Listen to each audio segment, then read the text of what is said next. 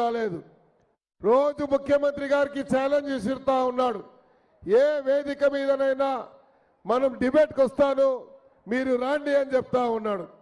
ముఖ్యమంత్రి గారి స్థాయి మీది కాదు కిషన్ రెడ్డి గారు.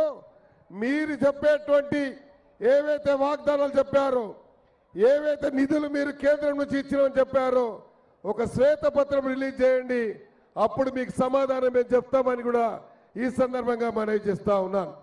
కిషన్ రెడ్డి ఒక పేదవాడిని రానియడు, బలుగు బలహీన వర్గాన్ని రానియడు, ఒక రెడ్డి కులాన్ని రానియడు, ఒక ఎస్టీ ఎస్సీని రానియడు, ఒక పేదవాడు పోయి ఏదైనా సాయం చేయమంటే సాయం చేయడు.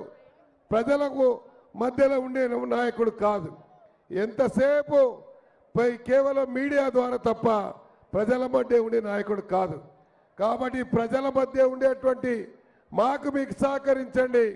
తప్పకుండా రాబోయేటువంటి 5 సంవత్సరాలు మీ సేవకుడిగా పనిచేస్తానని కూడా నేను ఈ సందర్భంగా మనవి చేస్తా ఉన్నాను. మన ముఖ్యమంత్రి గారు ఇచ్చినటువంటి వాగ్దానాలన్నీ కూడా ఇప్పటికే 5 వాగ్దానాలు పూర్తయ్యాయి. కానీ కొంతమంది మళ్ళీ వెళ్ళారు బయటికి. మేము అది చేస్తాము, ఇది చేస్తాము. ఇప్పుడు బీఆర్ఎస్ పార్టీ గెలుస్తానంట, మళ్ళా సంవత్సరం లోపల మరి వాళ్ళ అధికారంలో వస్తారంట. ఏ లాజిక్లో వస్తారో అర్థం కావాలో లేదు. ఇంత లాజిక్ లేకుండా మాట్లాడుతూ ఉన్నారు. ముఖ్యమంత్రి రేవంత్ రెడ్డి గారు కష్టపడి 10 సంవత్సరాలు నరకం అనుభవించినటువంటి తెలంగాణకు విముక్తి కల్పించాడు.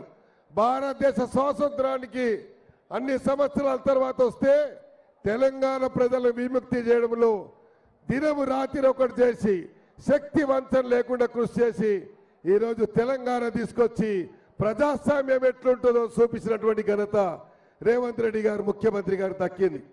కాబట్టి 13వ తేదీ నాడు ఏ యువకులైతే ఇక్కడ ఉత్సాహంతో పనిచేస్తా ఉన్నారు, ముఖ్యమంత్రి గారిని చూడంగానే కేరింతలు వేసుకుంటూ ముఖ్యమంత్రి గారు రాగానే ఎక్కడ లేని ఉత్సాహం మీలో ఉంటే మాకు అప్పుడే అర్థమైంది.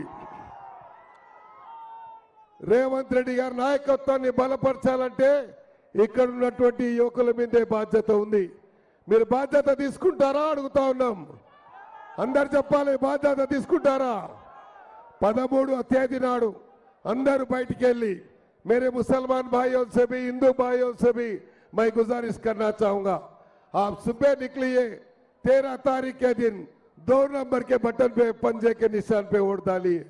2వ నంబర్ మీద బటన్ మీద చేయి ఒత్తి మరి కాంగ్రెస్ అభ్యర్థిని నన్ను గెలిపించండి. మీ మధ్యలో ఉండి నిరంతరం మీ కష్ట సుఖాల్లో పాలు పంచుకుంటాను.